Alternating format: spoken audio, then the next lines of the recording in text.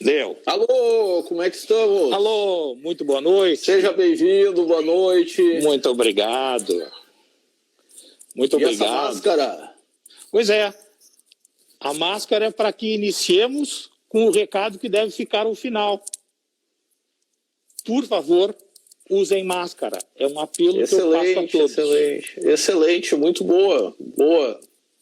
Agora, excelente. Vou me permitir, para poder continuar falando, e já que estou em casa, vou me permitir tirar a máscara, se vocês aceitam. Perfeito, mas muito interessante. A máscara, ela reduz substancialmente, né? Se uma das pessoas usa, reduz em um nível. Se ambas usam, chega a 1,5% a chance de muito mais, 75% de chance de redução. Sim. De sorte que é extremamente importante que se utilize a máscara para reduzir a transmissibilidade do coronavírus. Excelente. Boa noite, então, Jorge. Boa noite aos colegas e amigos que nos ouvem. Eu quero agradecer a gentileza da lembrança do meu nome e quero dizer aos colegas que esta é uma doença com a qual os médicos se veem a braços com uma dificuldade que raramente lhes acontece: o enfrentamento de epidemia ou o enfrentamento de pandemia.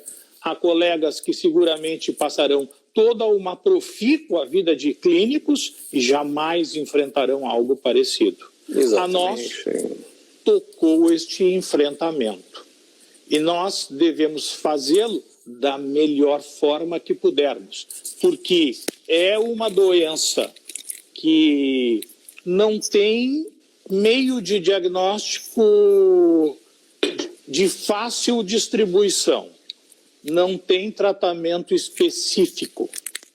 E a gente, até o momento, em diferentes lugares do mundo, se vê a braços com uma série de dificuldades e de limitações. Exatamente. Nós estamos chegando no Brasil num momento em que não se sabe se nós já chegamos a um ponto significativo e para os estados do Sul, que foram os menos atingidos, isso tenderá à resolução, ou se, ao contrário, nos tocará, dentro de pouco tempo, uma situação parecida com aquela que no momento acomete os estados do Norte e do Nordeste, fundamentalmente, assim como o Rio e São Paulo. Se isso vier a acontecer, ainda teremos dificuldades importantes pela frente. E o Brasil, naturalmente, nesse particular, sofreu já menos do que os países por onde isso começou. Começou pela China e depois tivemos uma situação importante na Itália e na Europa da região próxima. E o vírus veio de avião para todo mundo. E agora nós estamos numa situação de saber, com um grau de isolamento e de distanciamento social muito significativos, para que lado isso irá nos diferentes países. Essa é a situação na qual nos encontramos atualmente. E se quisermos voltar a trabalhar como antes, teremos de testar e testar muito, mas muito mais do que no momento temos testado.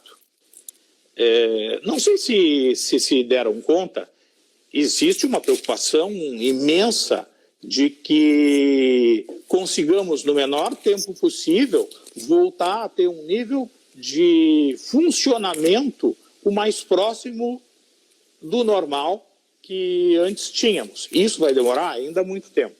Mas a Câmara Municipal de Porto Alegre vem de aprovar um projeto de lei no sentido de promover a reabertura de uma parcela significativa de atividades.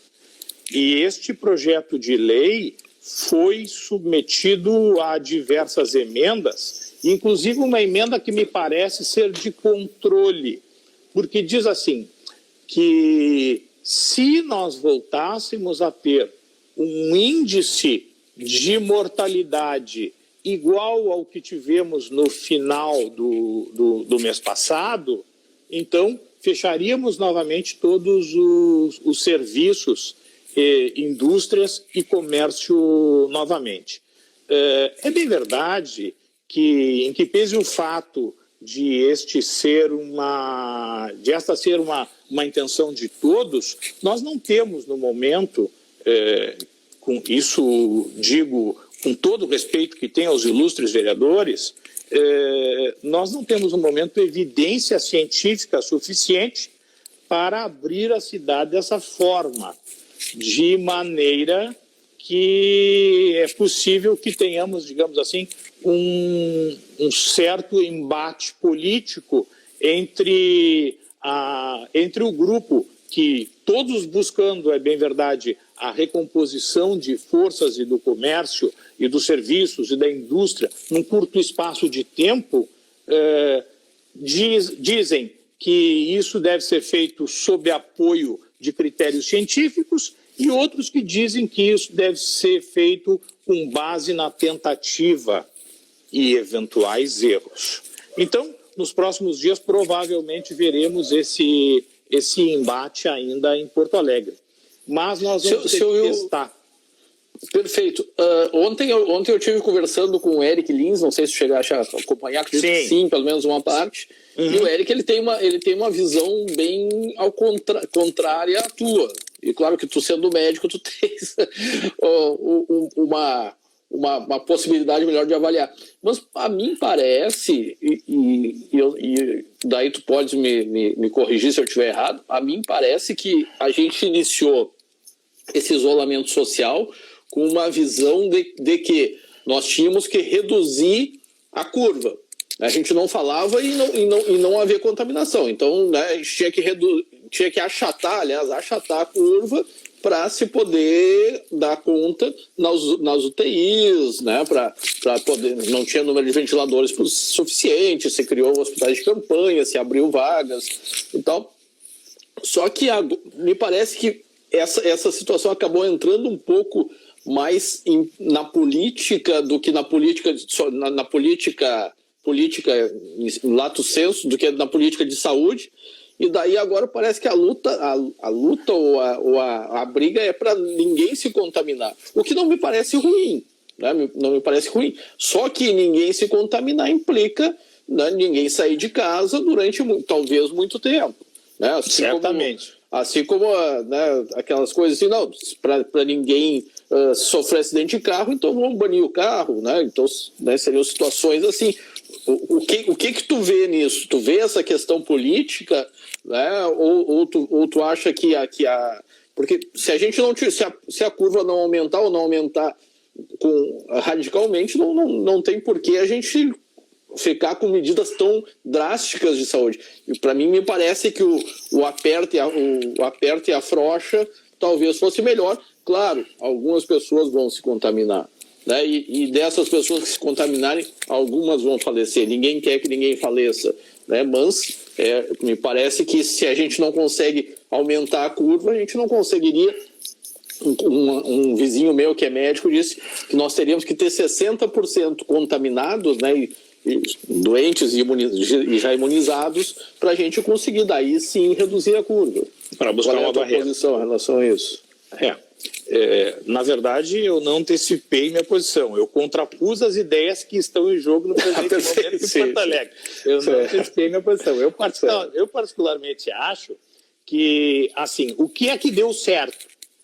Eu não iria falar exatamente disso, mas vamos lá. O que é que deu certo?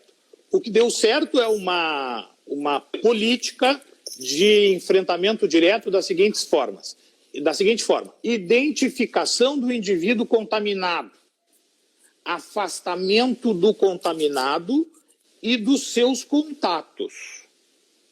quarentena, distanciamento social por um tempo bastante prolongado, e justo porque isto foi adequado o suficiente, dado o excelente trabalho da nossa Secretaria Municipal da Saúde, que tem à frente o Dr. Pablo Stürmer, e da nossa Secretaria Estadual da Saúde, com a doutora Arita Bergman e sua equipe,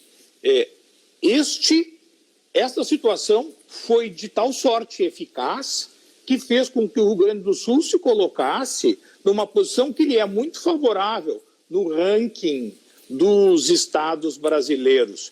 Note que, assim, eu recebi ainda ontem o histograma dos estados brasileiros, em que se faz um estudo da possibilidade de colapso do sistema.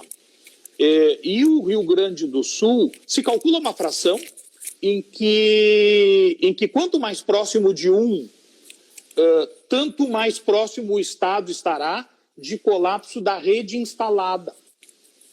E é justo disso que nós vamos falar. Ao passo que o Rio Grande do Sul está situado bem embaixo do histograma.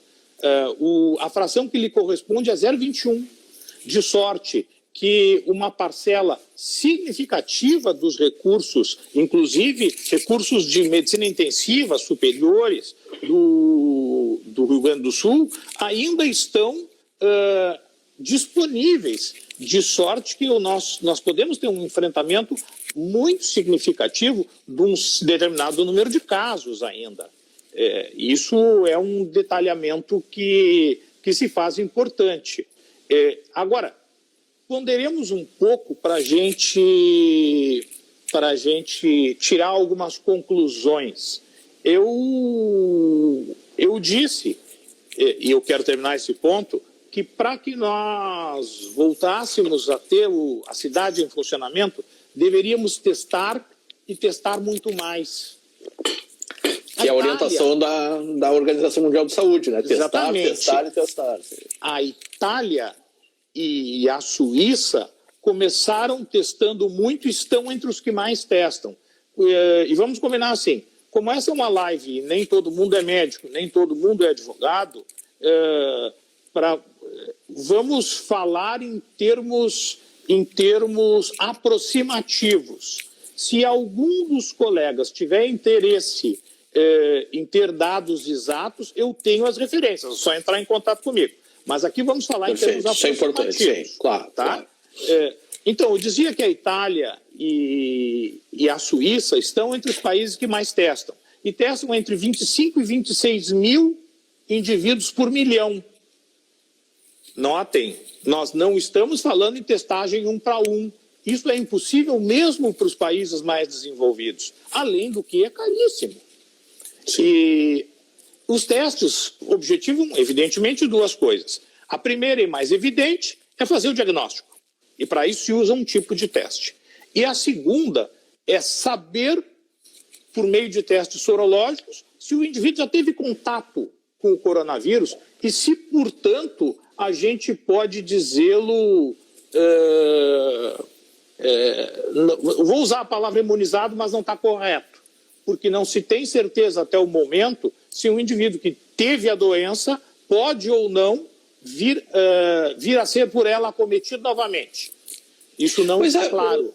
Silvio, só para eu entender essa situação, eu fico em dúvida porque esse Covid-19, aliás, não é Covid-19, Covid-19 é o nome da doença, mas vamos dizer, esse coronavírus atual, ele tem as suas peculiaridades, mas e tem várias cepas também. Sim, mas esse já tem várias cepas. Tem. Porque o coronavírus ele já é conhecido, né? Mesmo sendo já um vírus conhecido, não dá para saber se a pessoa, se o animal que é contagiado, isso também pode variar de acordo com a cepa ou com a alteração genética dele? Não se tem conhecimento disso ainda. Tem 7 tipos de coronavírus humanos que atacam humanos e cerca de 17 mil na natureza. Então, essa de diversos animais. Muito diferente. Assim, muitos mamíferos podem ter coronavírus. Não necessariamente os humanos. E também os humanos. Mas, enfim, voltando à questão da testagem. Os Estados Unidos estão testando como a Coreia do Sul, na ordem de 12 mil por milhão. Nós estamos testando muito menos. Estamos testando 1.300 por milhão e os dados são da semana passada. Vejam que o Ministério da Saúde, que está fazendo um excelente trabalho, o ministro Mandetta fez um trabalho de muito relevo com sua equipe e espera-se que o novo ministro tenha a possibilidade de continuar esse trabalho de relevância que foi anteriormente feito. O Brasil comprou 10 milhões de testes. Se forem esses 10 milhões de testes aplicados, nós passaríamos a fazer 45 testes por milhão e estaríamos no topo do ranking de testagem, por assim dizer. Só que é muito difícil, no presente momento, mesmo que se compre, fazer chegar esse tipo de insumo ao país. Primeiro, porque nem tudo se produz dentro do próprio país. Em segundo lugar, porque, tendo em vista a imensa prevalência da doença no mundo todo mundo quer comprar insumos ao mesmo tempo. E estes saíram do mercado. Quando existem são extremamente caros e são vendidos FOB. A gente tem que ir lá buscar. E isto cria problemas como aconteceu há algum tempo, já que outros países também precisam desses insumos e os aviões parando para reabastecimento em determinados lugares sofrem apreensões da carga, porque o país também precisa para si daqueles insumos. De sorte que... Praticamente uma pirataria, né? Exatamente. Nós estamos numa situação complexa. Pode ser bastante difícil aumentar em curto espaço de tempo a testagem brasileira. Mas menos do que o Brasil, só o Japão tem testado, que tem adotado uma política um pouco diferente. E a Nova Zelândia também adotou uma política supressiva.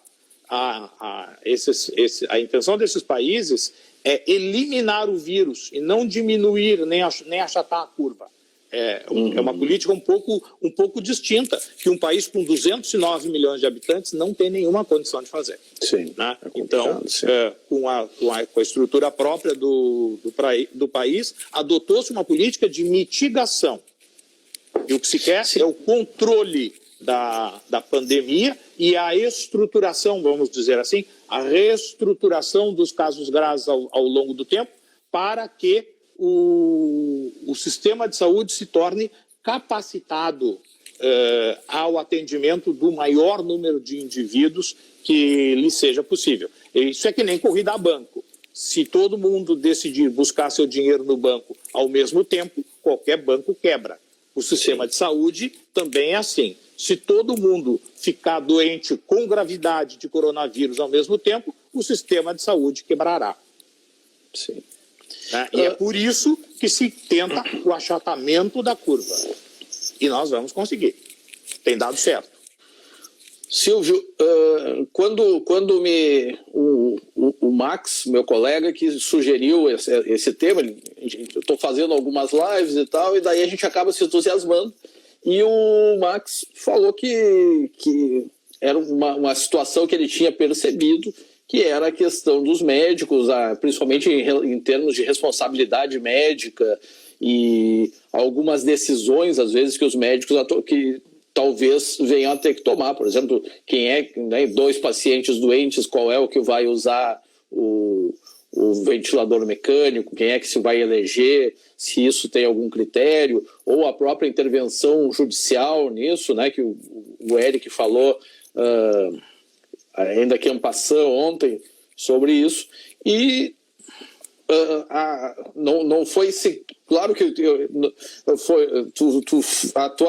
teu nome foi o primeiro que me surgiu na cabeça, porque tu és um cara médico que tiveste uma excelente carreira na medicina, inclusive colega da vencedora do Big Brother, anestesiologista Thelma, e né, e agora advogado também de uma brilhante carreira, então não tive nenhuma dúvida de que tu seria quem teria essa interlocução de trazer para os juízes a linguagem médica, traduzir para nós a linguagem médica e dar também a visão do médico, né? Porque tu já esteve do lado de lá, né, tu tens ideia das angústias da profissão, então ninguém melhor que tu para nos trazer essa interlocução.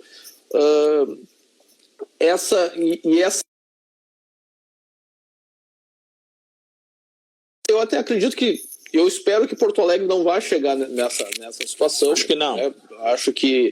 Mas eu acho que cada região, e por incrível que pareça, agora eu acho que Passo Fundo está numa situação, né, proporcionalmente mais grave que Porto Alegre. É verdade. Bagé teve um número de casos. Então a gente tem, na verdade, são 3 mil municípios, eu acho, talvez a gente tenha 3 mil crises diferentes causadas pelo mesmo vírus. Eu já tinha ouvido essa questão de que há cepas distintas em alguns países, né? Então alguns talvez sejam um pouco mais agressivos, alguns um pouco menos, mas com certeza, né, são estudos que se vai fazendo, não tem como ter certeza, né, do que está acontecendo. Mas a pergunta é essa, né? Numa situação de crise, numa situação em que o médico tenha que optar, como é que funciona isso dentro da ética médica, como é que funciona essa situação? Da escolha de quem vai viver, de quem vai ter o acesso ao aparelho? A minha amiga, professora doutora Maren Guimarães Taborda, diz, parafraseando o professor Almiro, que às vezes, quando eu falo, eu entro por alguns igarapés. Me afasto do caudal principal para falar um pouquinho acerca de coisas correlatas, mas que não dizem justamente com aquilo que vinha sendo propugnado.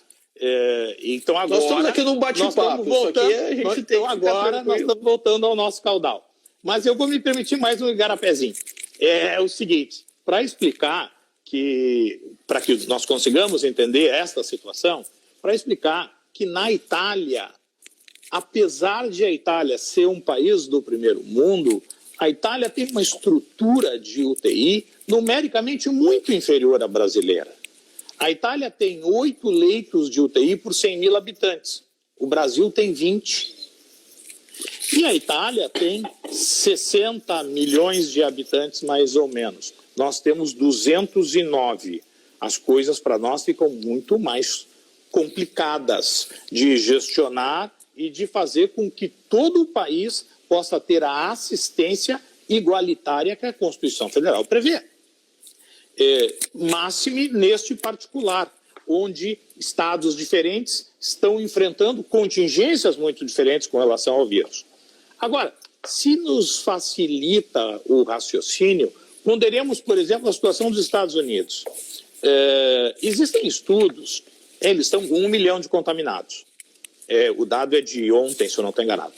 E existem estudos mostrando que, na visão mais otimista, eles ficariam com 2 milhões e 300 mil, 2 milhões e 400 mil contaminados, podendo chegar até 21 milhões. Se bem que eu acho que essa é uma visão extremamente pessimista, que não vai acontecer.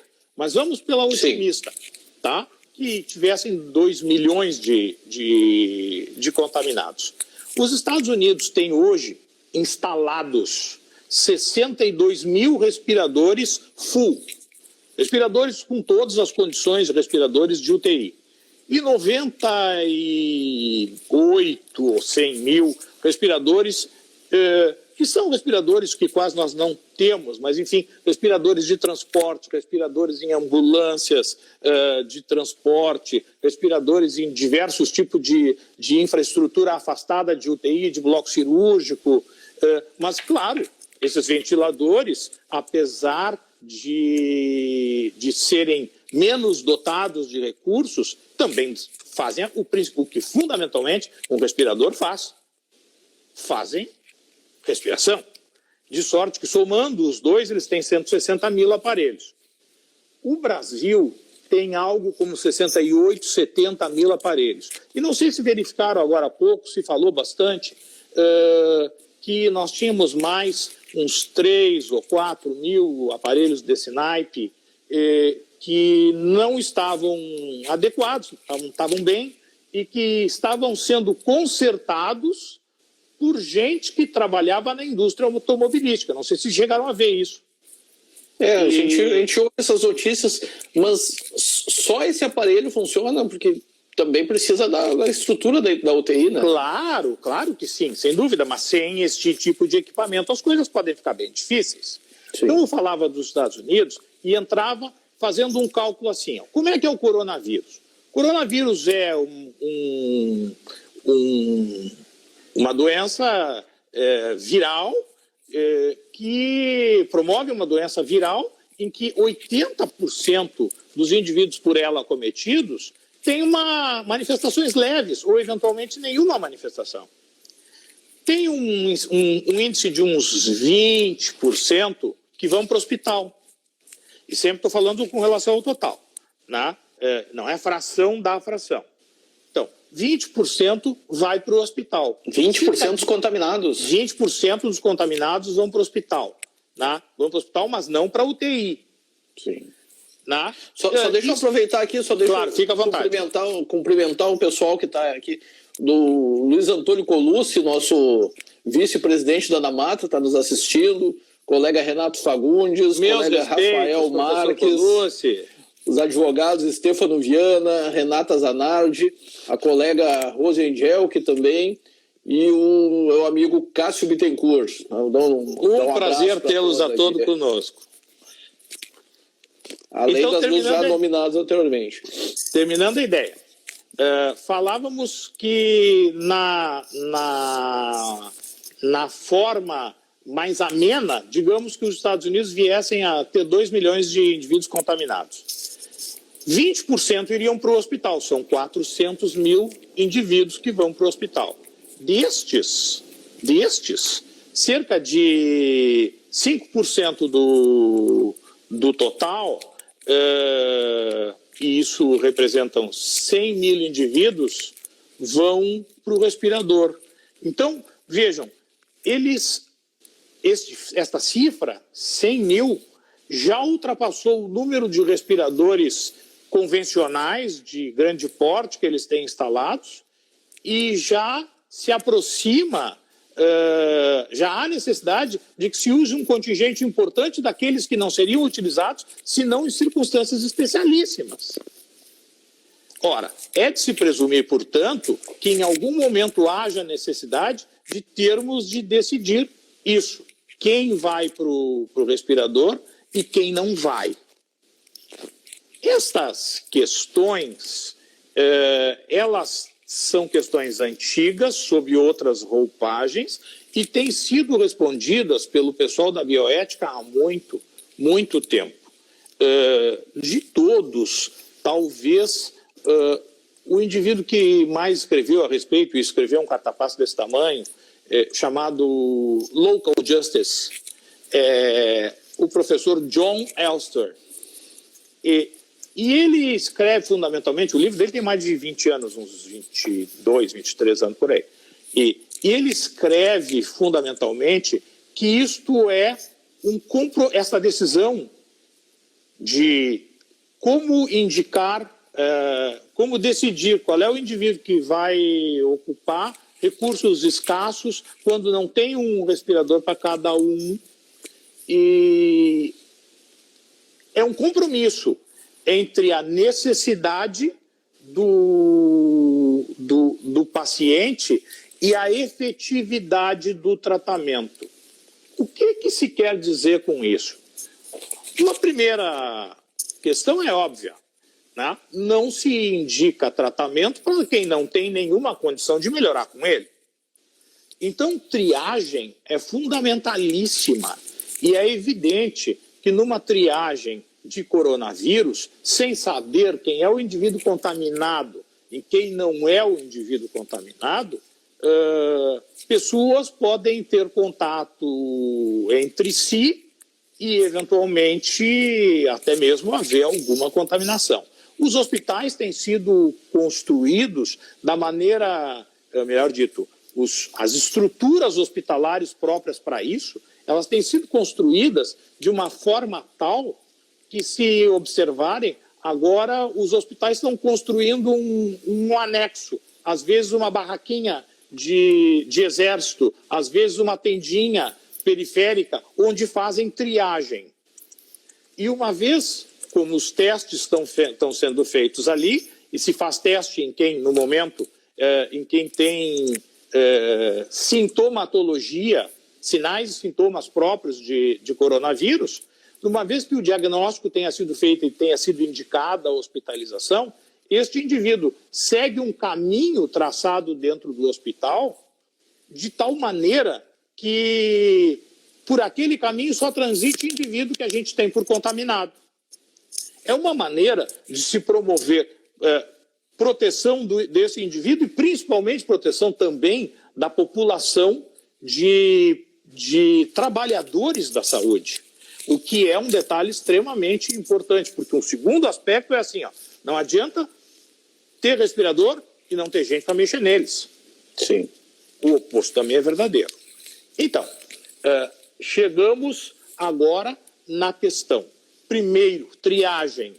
Faça uma triagem, afastando os indivíduos que não têm mais condições de se beneficiar do tratamento e indicando a terapêutica para aqueles que têm uma condição adequada. Aí começa uma discussão. O que é necessidade? Necessidade tem pelo menos 3 aspectos. Um aspecto tem caráter pessoal, mas pelo menos 2 outros têm caráter social.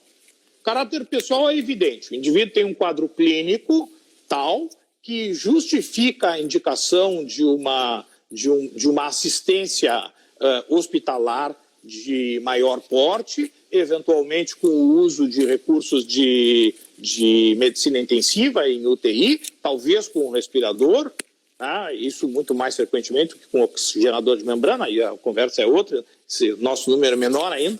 E aí, esse é o aspecto de caráter pessoal.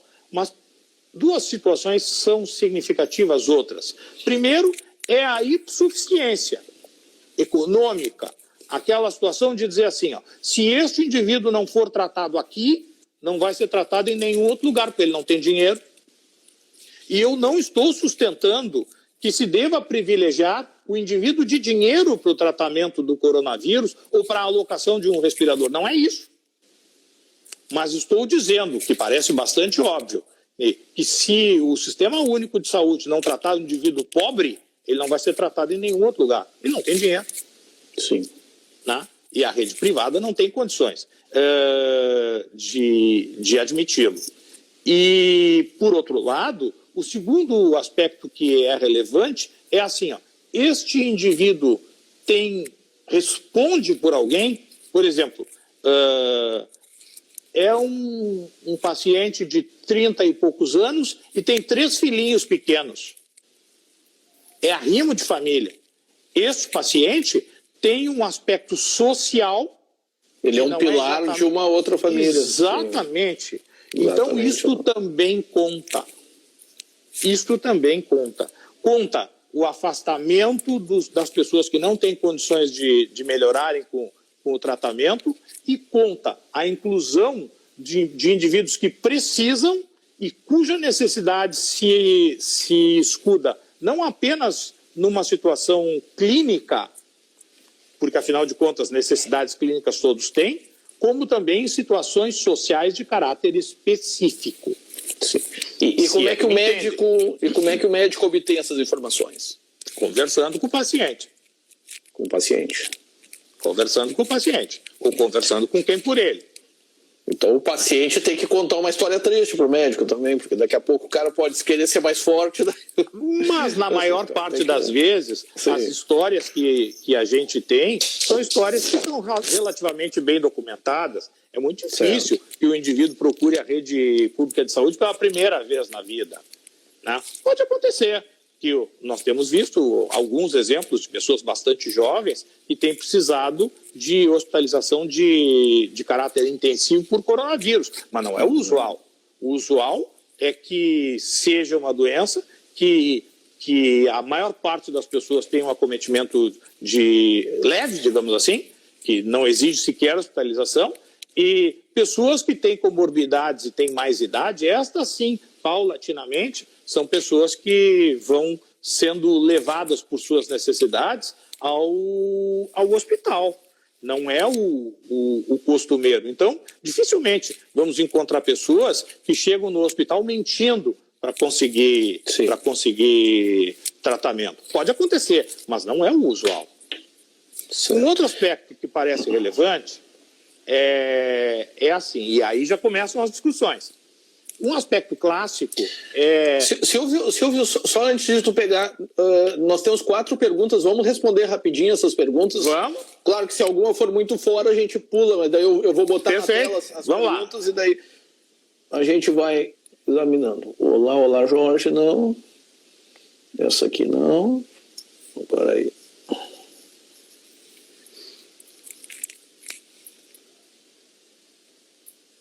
Quando voltaremos à normalidade? Tem previsão? Consegue estabelecer essa data de normalidade? Não é o início o retorno, é normalidade, 100%, tudo tranquilo. Nobody knows. Né? Ninguém sabe. Quem está dizendo alguma coisa, então é exercício de adivinhação. É exercício de adivinhação, porque pode funcionar assim e pode não funcionar. Tem. Né? Eu vi um gráfico previsões. que tinha de todos os países e daí dizia 99% tal, e dia tal, com a data certa, assim, no dia tanto de tanto. Assim, tudo. Modelagem é sempre possível fazer. Já li modelos que falavam no dia 8 de maio e também já li modelos que diziam que vai haver recirculação do vírus e que nós vamos levar 2 anos. Sim, exatamente. Né? Então, eu espero que isso não aconteça dessa forma. Mas modelagem é uma coisa que pode ou não ter coerência com a realidade. Então, não dá para dizer o que vai acontecer. Vocês devem ter visto que a Argentina, que deve ter lá suas informações de caráter técnico, sempre foi um país que teve uma saúde pública de relevo, proibiu voos para o país até setembro. Então, não estão trabalhando com uma modelagem de maio. Sim. Vamos passar outra. Isso vai longe.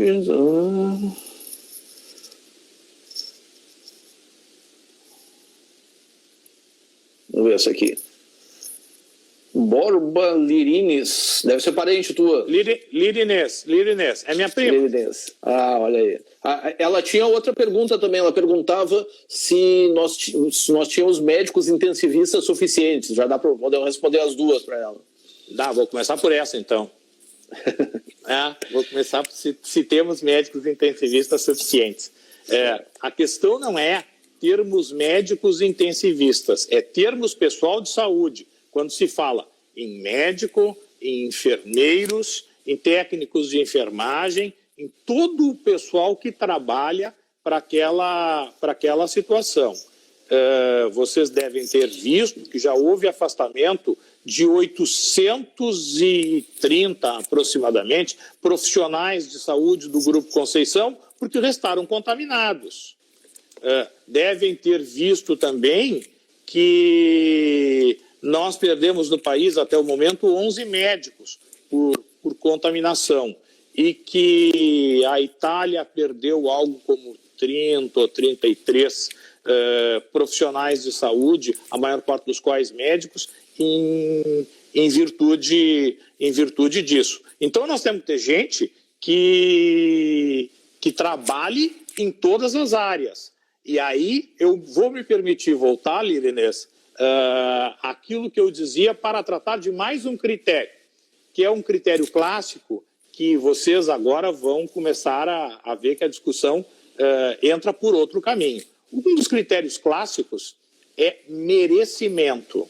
Merecimento é, em outras palavras, assim, ó, se tiver que escolher entre um indivíduo que é profissional de saúde, particularmente que é médico, e outro que não é em igualdade de condições de caráter clínico, se escolhe o médico e se dá o respirador para o profissional de saúde. Eu tenho absoluta tranquilidade de dizer que a imensa maioria das pessoas não concordaria com este critério. Isto é um critério americano que entrou em voga já há 20 anos, mas não se adequa a uma situação como o coronavírus. Vamos um pouquinho assim, ó. Vocês devem ter visto, há 19 dias atrás, um dos nossos estados mais acometidos, que é o Rio de Janeiro, construiu um hospital de campanha. Um grupo imenso de pessoas se acotovelavam naquele espaço para fazer com que, num reduzido espaço de tempo, todo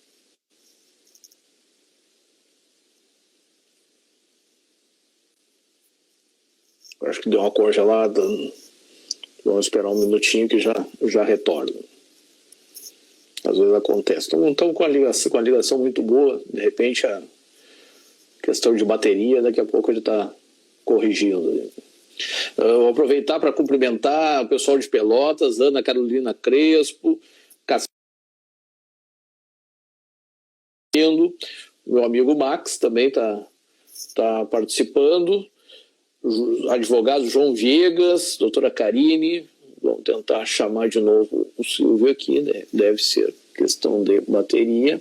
Séries ainda está online, doutora Silvana, nossa desembargadora.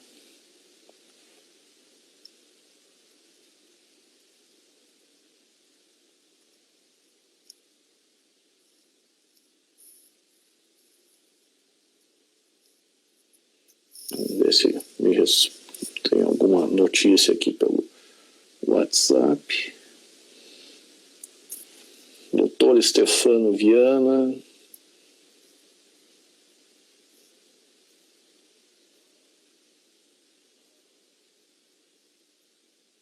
Está aqui.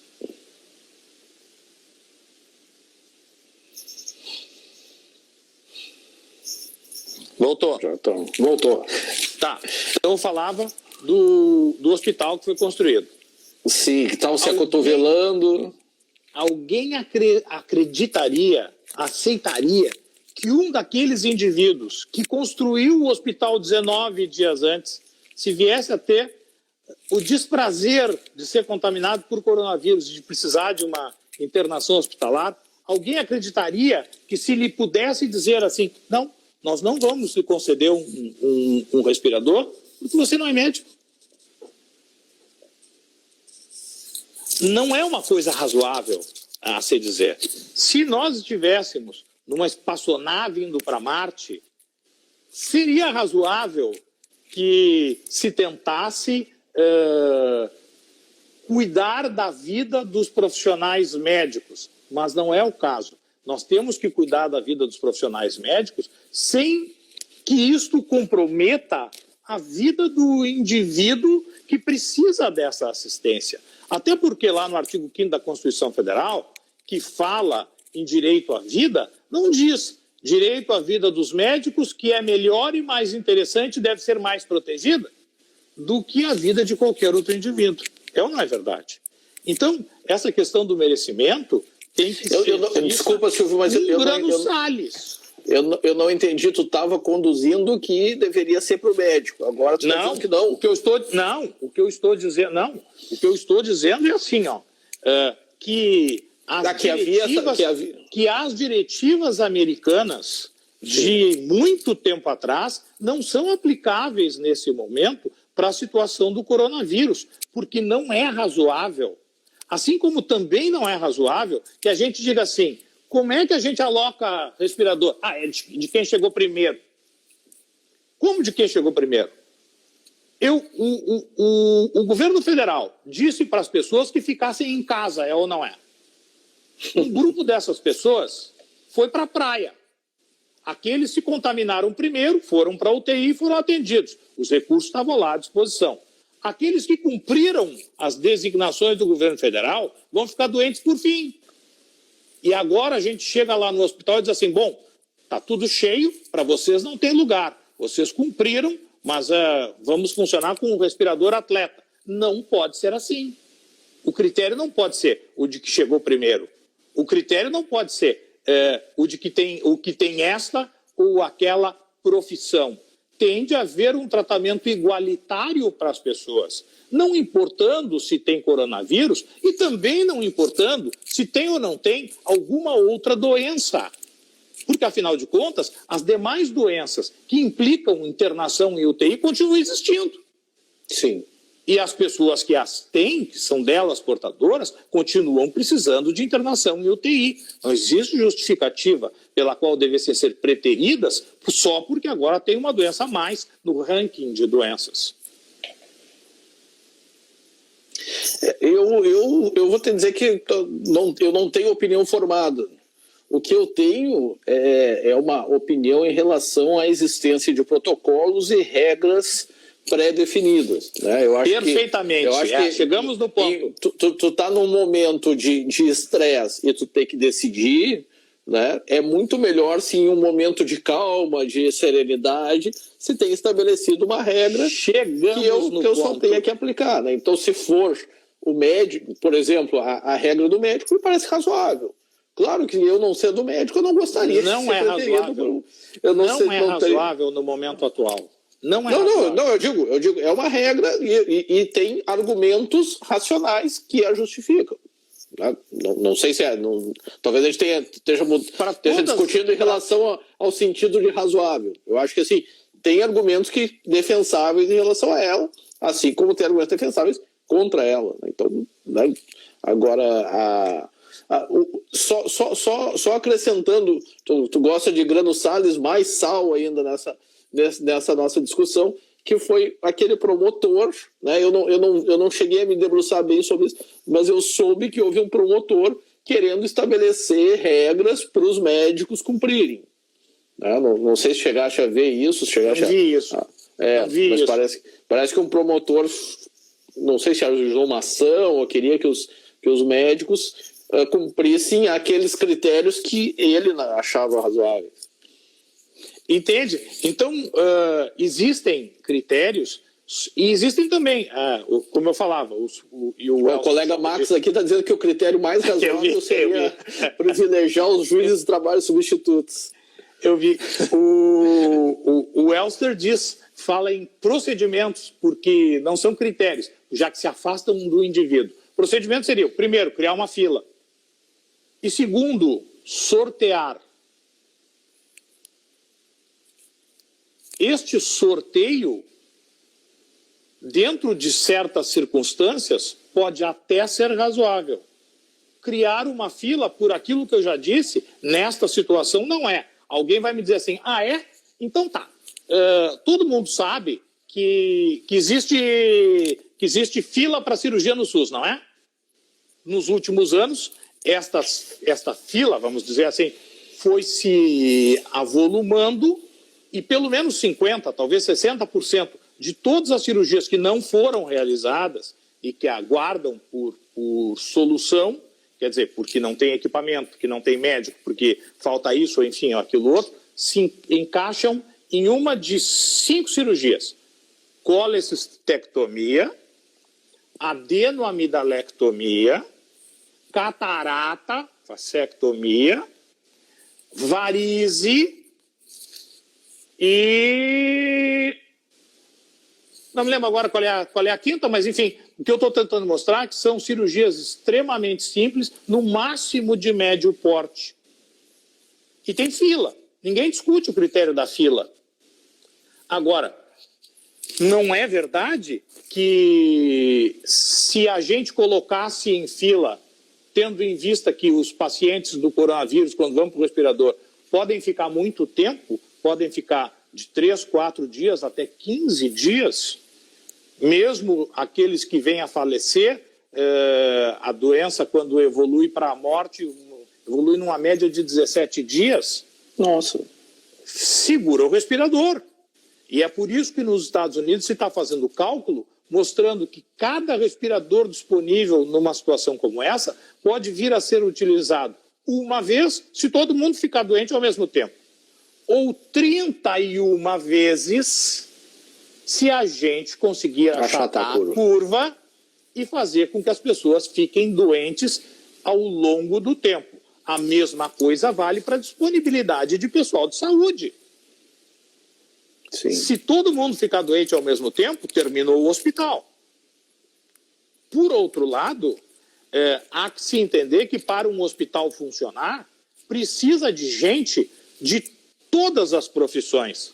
Ou vamos pretender fazer funcionar a UTI sem luz, ou sem água, ou os 80% de pacientes de Covid que estão fora do hospital, 20% vão para o hospital, 6% vão para a UTI. Tem 14% que estão no hospital fora da UTI, nos leitos. Sim.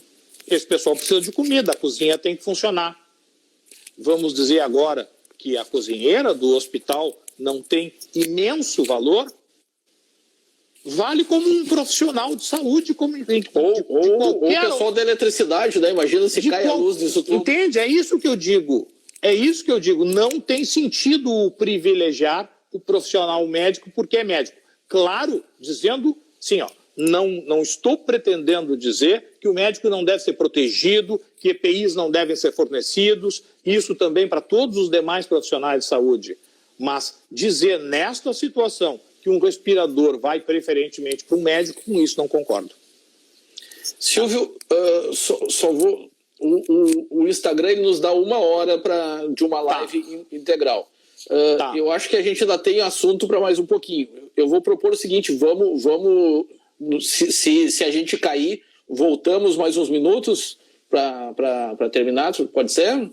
Claro, de minha parte. Eu vou botar as perguntas aqui, porque as perguntas talvez a gente perca. A gente tem 2 minutos, daí a gente vai cair e daí a gente refaz a ligação. E aí eu te guardo, eu te espero. Isso, ó.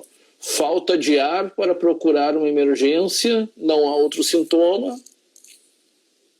Opa. Vamos ver quais outras perguntas aqui. Vamos anotando aqui. Quando voltaremos à normalidade, respondemos. Ou falta de ar. Eu acho que era questão de febre ou falta de ar em relação aos sintomas. Quando seria recomendável o retorno parcial? Quando pudermos testar e ter certeza que a maior parte das pessoas que estão andando na rua ou já tiveram e entre aspas são imunes, né, ou não estão contaminadas. E, portanto, a gente pode prescindir do distanciamento social por uma parcela com as pessoas que estão na rua. Caso contrário, as pessoas têm que continuar em casa. Certo. E a questão da falta de ar? A questão da falta de ar, eu não entendi aqui o que é. Não, eu acho que era uma pergunta composta que foi decomposta. Perguntava sobre se a febre era um sintoma e como é que a gente mede a febre. A febre é um ou sinal. Se precisaria não é um sintoma. A febre é um sinal. Né? É um sinal. É um sinal. No momento, se está medindo com um termômetro, que pode ser um termômetro clínico em casa, ou com um termômetro daqueles que não precisa chegar perto, né? Termômetro de infravermelho.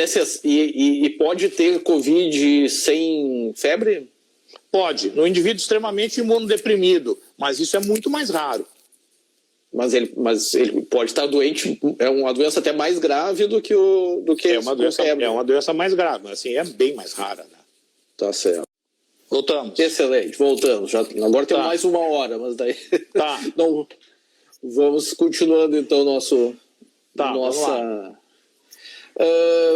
Bom, a gente conversou e a nossa ideia era exatamente dar um panorama em relação a toda essa situação e não sei se a gente já chegou nesse ponto, mas saber dentro dessa situação de eleição, dentro de recursos escassos, qual seria a situação do médico, a situação processual, inclusive, do médico. Né? O que acontece com o médico... Não chegamos nisso. Dentro dessas... Agora.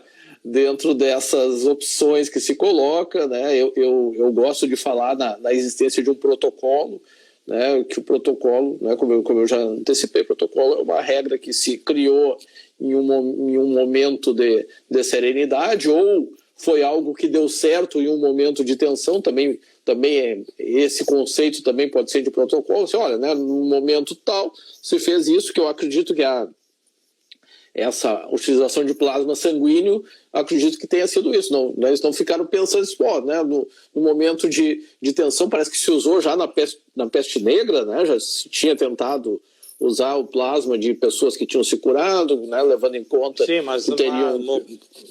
morreu gente para burro nessa situação. Mas daí era um protocolo, né? Ou era uma tentativa desesperada, né? Não sei se tu já leste aquele autor, Nassim Nicholas Taleb, do Antifrágil. Ele diz, bom, em situações extremas, situações desesperadas, nós tomamos medidas desesperadas, né? Ele fala, apesar de não ser médico, ele fala inclusive na área médica. Ele diz que determinados tratamentos, né? Por exemplo, um exemplo que ele dá é o câncer de próstata numa pessoa de muita idade. Uma pessoa, um homem com 90 e tantos anos de idade, ele diz, pô, é uma tendência da próstata vir a crescer, né? Mas ele com certeza não vai morrer disso, ele vai morrer de outra coisa. Mata muito lentamente. Uma cirurgia nessa situação é muito mais traumática, pelo menos antigamente era, agora eu acho que já tem outras técnicas, né? Seria muito mais traumática do que a doença. Exatamente, então ele fala isso. Agora, se a pessoa tem 30 e poucos anos, então é uma situação completamente diferente. Então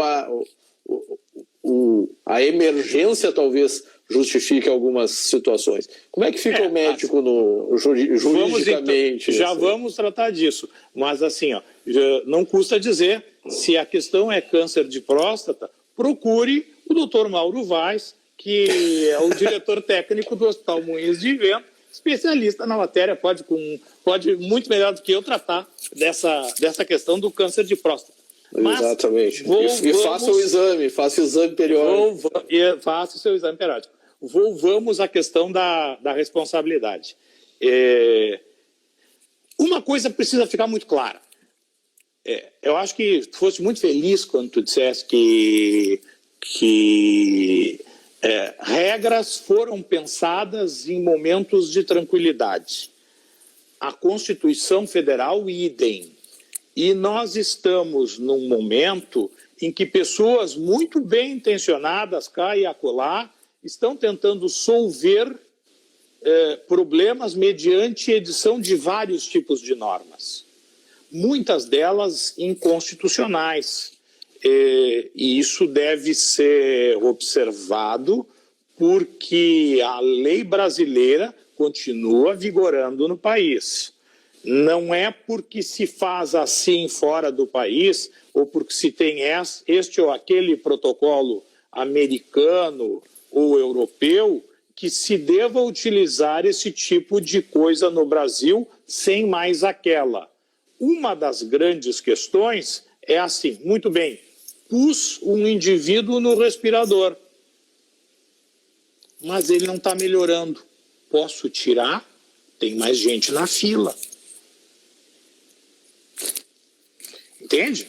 E aí começa a situação assim, mas vem cá, tudo bem, tem mais gente na fila, mas essa é uma doença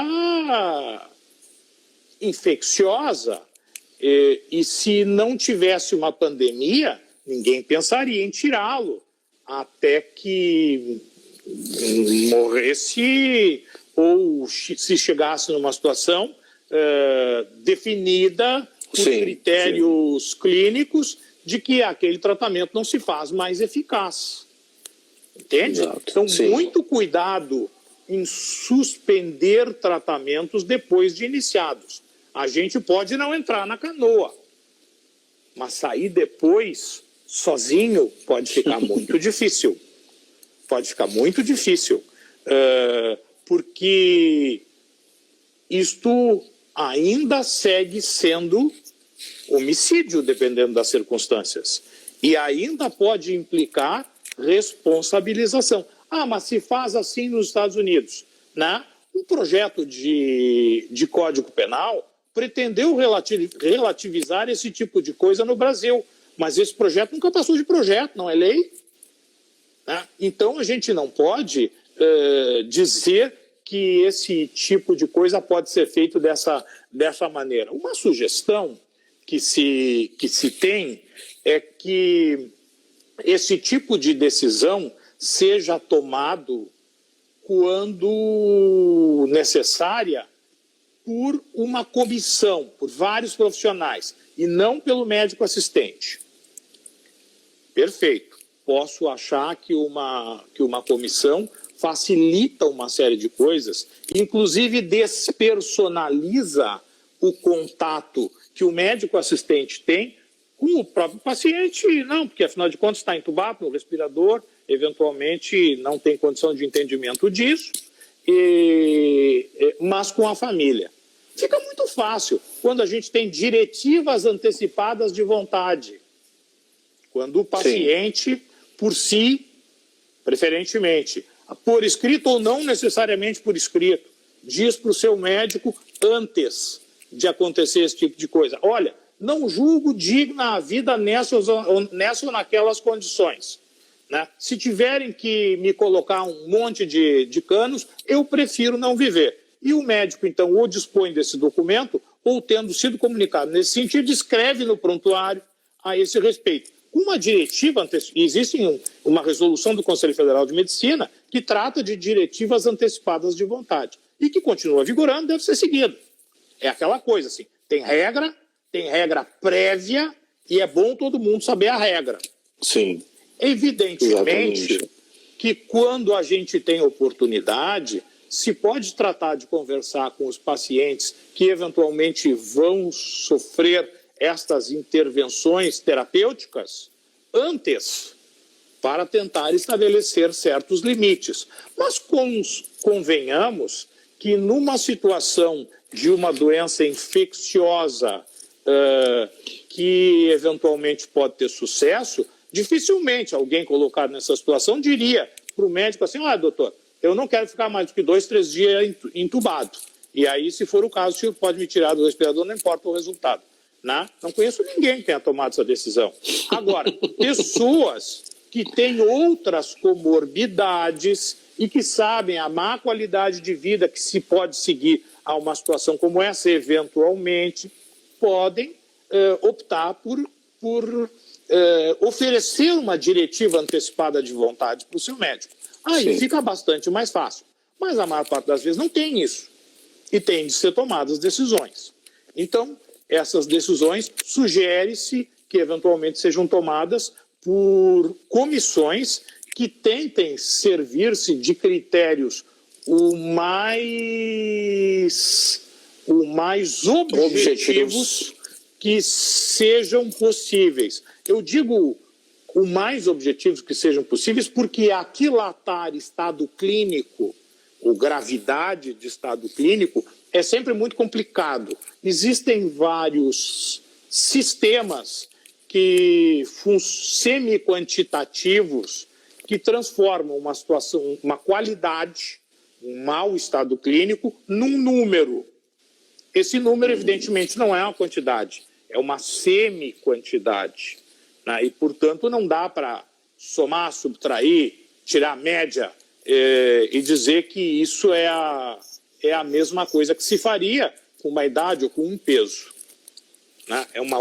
Apesar de ser um número, é um número de outra natureza. E o que atualmente se faz é estabelecer no início do tratamento a obtenção desse número mediante a análise de 6 critérios. Funcionamento do coração, do pulmão, do fígado, do rim, do sistema nervoso central e da coagulação. E se dá uma nota de 0 a 4 para cada um deles, sendo 0 o indivíduo que está muito bem e 4 o cara que está muito grave em cada um desses sistemas. Depois se soma tudo. O indivíduo que tirar 0, diferentemente do que se possa imaginar, está muito bem, e o que tiver uma nota igual a 24 está muito mal. E, portanto, a gente utiliza esse tipo de critério semi-quantitativo ao longo do tempo, fazendo avaliações seriadas, e isso serve também para se aquilatar ao longo do tempo, por um critério razoavelmente numérico, a evolução, se boa ou se má, do indivíduo. Sugerindo-se, então, que uma comissão previamente nomeada no hospital tome as decisões se houver necessidade de se dizer assim, bueno, a nota é uma nota elevada, segue elevada ao longo do tempo por muito tempo e chegou-se à conclusão de que esse indivíduo não vai melhorar. Então a gente está tomando uma conduta de passar o ventilador para o próximo que também está precisando. Tem que tomar muito critério para isso. E daí o próximo é quem está disputando o ventilador com ele, ou daí pode ter um rearranjo dos ventiladores? Não. Aquele indivíduo que está esperando, não está disputando. Está disputando eventualmente com outro que esteja na fila. Sim. É um que está esperando. O grande critério... E esse que está esperando, ele tem que ser nota 0 ou ele pode ser uma nota... Não, geralmente não é 0. Geralmente tem uma nota que não é nem 0 nem 24, né? Sim. Mas o grande critério de distribuição, a par da necessidade, é assim, ó, a gente prioriza o indivíduo que pode se beneficiar do tratamento e que não tem nenhuma limitação. Quer dizer, não tem uma diretiva antecipada de vontade, não tem uma comorbidade que fosse inviabilizar por essa ou por aquela razão o tratamento, e, portanto, eu posso investir bastante nele. Eu quero que ele melhore, ele tem condição de melhora e se o prioriza nesse sentido. O segundo tipo de paciente que se prioriza é aquele que precisa apenas de monitorização. Não é o nosso caso. Nós estamos falando de respirador. Sim. O terceiro tipo de paciente que se prioriza é aquele indivíduo que pode melhorar, mas que tem uma limitação qualquer, que tem natureza clínica ou que eventualmente deixou dito, a minha limitação é esta. Entende? Ele já não vai aparecer em primeiro lugar, não é? Sim. Entende? Então, sim. O que a gente faz? A priorização é no sentido de fazer com que o tratamento que está disponível salve o maior número de vidas possível. E quando não é possível salvar o maior número de vidas, que salve o maior número de anos de vida com boa qualidade de vida. Eu vi um comentário de um amigo que um pensador, um filósofo, até de uma certa idade, teria sugerido que se usasse um critério de expectativa de vida. Então, eu diria, pega a idade da pessoa, vê a expectativa de vida no local, né, e daí vê a partir daí. Aliás, esse não era um critério para atendimento médico, era um critério, na verdade, para ver o número de tempo de vida que foi perdido em relação às pessoas, né? Então, né, porque como é uma doença que afeta mais o pessoal da idade, né, daí acaba dizendo assim, olha o número de vidas que está se perdendo, né? E daí ele diz, bom, né, são pessoas com mais idade, com uma expectativa de vida menor, na verdade. E se bem que o limite dessa situação, que seria assim, em igualdade de condições clínicas, se é que isso é possível, uma criança e do outro lado um indivíduo de idade, né, para se promover uma decisão de alocação. Numa cidade como Porto Alegre, que tem UTIs pediátricas próprias, e aí eu tomo em consideração a existência de uma resolução do Conselho Federal de Medicina, que é muito clara, que diz assim, que pacientes até 17 anos, 11 meses e 29 dias de idade serão atendidos em estruturas pediátricas por pediatra, inclusive em UTI pediátrica. Agora, se o indivíduo tem de 18 anos para diante, bom, aí é adulto, e vai ser atendido em estrutura de adulto. Como uma cidade grande como Porto Alegre tem as duas, tem UTIs pediátricas e UTIs de adulto, dificilmente essa situação vai se criar. Mas numa cidade do interior, onde tem uma UTI de caráter geral, onde não tem UTI pediátrica, eventualmente pode-se criar essa situação. E pode o médico intensivista geral que está ali atendendo adultos e crianças se colocar na situação de ter ou de pretender privilegiar o maior número de anos de vida, alocando o respirador para o indivíduo mais jovem. Note que, assim, tudo isso que nós estamos dizendo não são normas estanques, são diretivas, devem ser avaliadas no caso concreto e podem ser modificadas dependendo da situação e dependendo dos pacientes que se coloquem em confronto nestas circunstâncias. Não tem problema nenhum que a gente tome decisões que eventualmente não pareceriam aquelas que seriam as decisões de se tomar primo ictu oculi. Querem ver? O professor Amaral tem um texto em que ele chama a atenção, vamos tirar um pouco da medicina, em que ele chama a atenção de um naufrágio acontecido em 1841. E todos sabemos do Titanic e de outras coisas que no século passado não era costumeiro que houvesse salva-vidas e botes para todo mundo, não é? E nesse navio teriam tomado a decisão de privilegiar as vidas das mulheres e dos homens casados, porque os homens casados têm aquela questão da responsabilidade social de terem filhos, que a gente comentou antes. Assim fizeram. Houve uma mortandade dentro do navio e vários se salvaram em virtude desse critério tomado dentro do navio naquele momento trágico. O que aconteceu? Os tripulantes que se salvaram, privilegiados por esse critério, chegaram em terra e foram presos. Foram submetidos a processo e foram condenados, porque a lei do seu país ainda vigorava e estabelecia que naquelas trágicas circunstâncias a vida tinha exatamente o mesmo valor para todo mundo, para quem tivesse filho e para quem não tivesse. E, portanto, o critério mais adequado naquela situação deveria ter sido o sorteio. Era quase um caso dos exploradores de caverna na vida real. Eu ia chamar a atenção disso também. É quase o caso dos exploradores de caverna. Sim. Pois esse tipo de coisa é muito fácil. Eu estava discutindo esses dias com um amigo meu, não sei se te lembra daquele caso, aquele modelo de caso que se dá do cachorro na estação de trem, né? Que daí são hipóteses. Não, daí chega com o cachorro na estação de trem, o guarda da estação não deixa entrar porque diz tem uma placa que diz que não pode entrar com o cachorro. Mas e se é um cachorro de ceba? Né? Daí não deixou. Mas se é um urso? O urso não é cachorro e tal.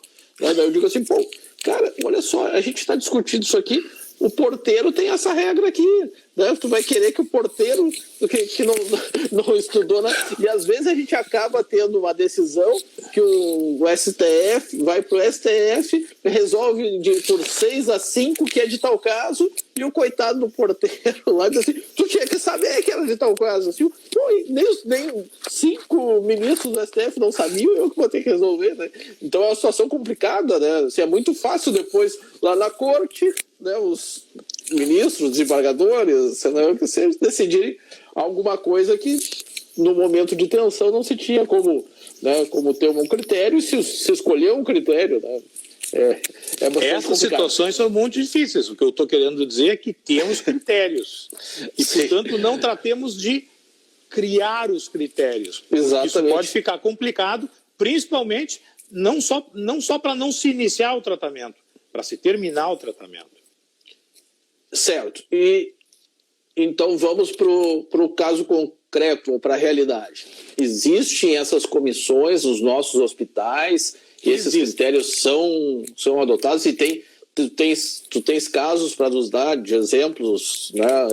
Não posso chamar a atenção de casos concretos. Não, mas algumas... Existem. Os grandes hospitais todos têm uma comissão que trata dessa situação. Mas isso não significa de forma nenhuma que nem que essas comissões ajam dessa maneira. Essas comissões não foram criadas para ultrapassar a lei. Elas foram criadas para auxiliar o médico assistente a tomar decisões difíceis. Perfeito.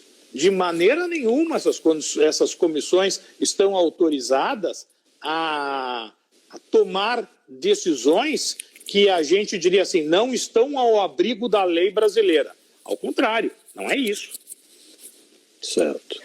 E os tribunais, como é que eles interpretam as atuações dessas comissões, quando isso chega no tribunal?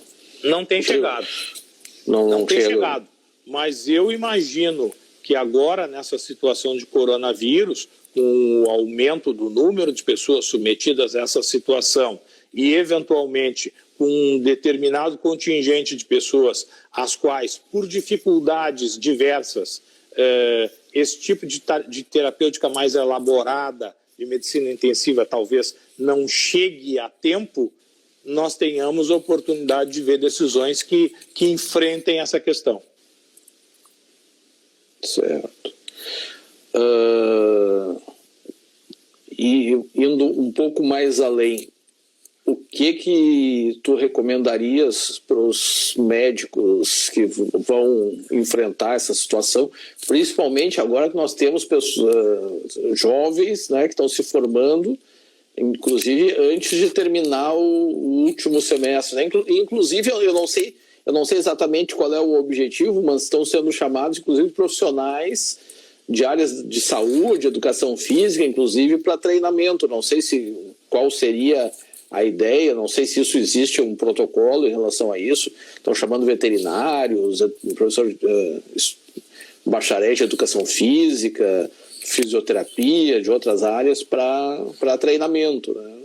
Qual a tua orientação? O que tu diria para esse pessoal? Com relação aos médicos, vamos com relação aos médicos que para mim fica mais fácil o enfrentamento, tendo em vista que cada uma dessas outras profissões são profissões regulamentadas, tem conselhos federais próprios e uma legislação administrativa própria, algumas das quais eu desconheço, de sorte que vamos falar da área médica que eu conheço melhor. Então, eu diria assim, duas palavras me parecem significativas. A primeira, para o colega médico que é colocado na linha de frente para atendimento desse tipo de paciente.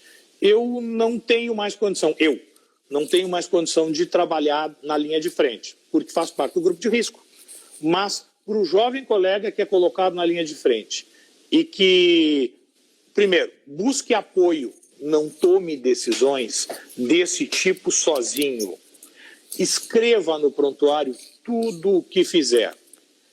E se houver necessidade de, com o apoio dos colegas, das comissões e com uma estrutura própria, devidamente documentado, tentando obter da família ou do próprio paciente autorizações para agir dessa ou daquela maneira, antecipadamente, em quaisquer circunstâncias. O que me parece mais importante é que se tenha compaixão e se haja como médico. O médico existe para cuidar, muito mais do que para curar. Mesmo antes da possibilidade de se promover a cura da primeira doença curável, o médico já existia e já cuidava de pacientes. Milênios antes. Porque, vejam bem, na verdade, o que a gente cura hoje, Jorge? Nós curamos algumas doenças infecciosas e parasitárias com algumas drogas. Nós curamos algumas doenças cirúrgicas com cirurgias. O resto, quase tudo tem compensação. com medicamentos dessa ou daquela natureza, mas não tem cura. Eu não curo diabetes, eu não curo hipertensão, eu não curo asma, e são doenças extremamente prevalentes que muita gente tem, inclusive eu. Sim. Então, nós temos que fazer com que o médico funcione como médico, que seja correto, humano, gentil, que haja honestamente, que consiga esclarecer o paciente na justa medida do que ele quer vir a ser esclarecido com relação às coisas que podem ser ditas, nem todas podem ser ditas. Porque, na verdade, quando a gente cria um número muito grande de comissões, quando a gente divide muito o trabalho, se está despersonalizando a assistência.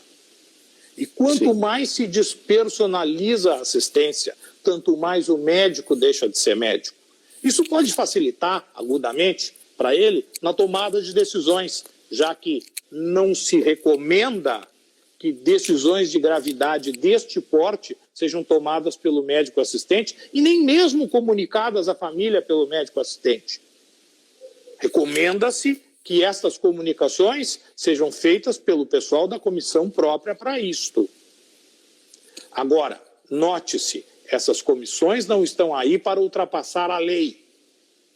Essas comissões estão aí para respeitá-la e, mais do que tudo, para tentar, na medida do possível, compatibilizar o tratamento com as vantagens que esses indivíduos podem ter e com aquilo que o hospital pode dar. Então, para os médicos mais jovens, a atitude compassiva, com tudo registrado, me parece o mais significativo. Excelente, excelente. Então, o médico tem que atuar no cuidado, né, todo o cuidado necessário, possível, né, porque então, a doença nem sempre pode chegar ao termo que se quer, né, e efetuar, registrar o melhor possível esse cuidado. Eu acho. Muito bem, excelente. E se alguma coisa der errada? Se alguma coisa der errada, os registros devem ser feitos e tentar fazer com que as soluções e as comunicações possam ser feitas por pessoal que seja designado para isto. Certo. É isso, do ponto de vista de coronavírus, que se tem buscado. Tá certo. Bom, Silvio, muito obrigado. Eu acho que tu deste uma aula excelente para nós. Eu que agradeço. Foi dentro do que eu esperava, mas sempre me surpreendendo pela tua clareza em relação a essa matéria, com essa linguagem fácil que tu tens de nos transmitir questões complexas, né, de uma situação, como tu disseste no começo, né, que muita gente nunca viveu e não se esperava viver, de uma pandemia, de uma situação internacional. As pessoas estão todas ansiosas, né, muitas em casa, e esse conhecimento, essa informação, isso é bastante importante, e quando me referiram essa necessidade dos profissionais da saúde de se informarem, de saberem, o primeiro nome que me ocorreu foi o teu, e eu te agradeço pela disponibilidade, foi excelente a participação, muito obrigado. Muito obrigado, Jorge, agradeço a todos que estiveram conosco até agora, e espero que esses estudos que eu venho desenvolvendo a esse respeito tenham servido para esclarecimento de todos. Se alguém tiver interesse em bibliografia, é só entrar em contato que eu disponho de bibliografia. Perfeito. Eu vou, se tu me permite, eu vou deixar gravado no YouTube para as pessoas poderem consultar também. E se quiser me mandar alguma sugestão de bibliografia, eu coloco também nos comentários. Perfeito. Aí eu vou colocar alguma sugestão de bibliografia, inclusive de bibliografia da Associação Médica Brasileira, com a qual não concordo em tudo que tem sido comentado. Sim. Tá bom. Com ressalvas. Com ressalvas. Tá certo, muito obrigado a todos que acompanharam. Mas o importante é assim, né? Nós temos normas pensadas em momento em que as pessoas puderam sentar para pensar ponderadamente. Não é o momento de jogá-las fora. Exatamente, é um momento arriscado da gente querer inovar sobre situações que já estão regulamentadas, né? Muito obrigado, Lirines. Eu que agradeço. Isso, Lirines. Lirinês. Que tá agradecendo. Lirinês, Inajá, a Sandra, que nos acompanharam até aqui. Muito obrigado, foi excelente. Até mais, obrigado então. a todos e uma boa noite. Boa noite, Tchau. abraço, tchau.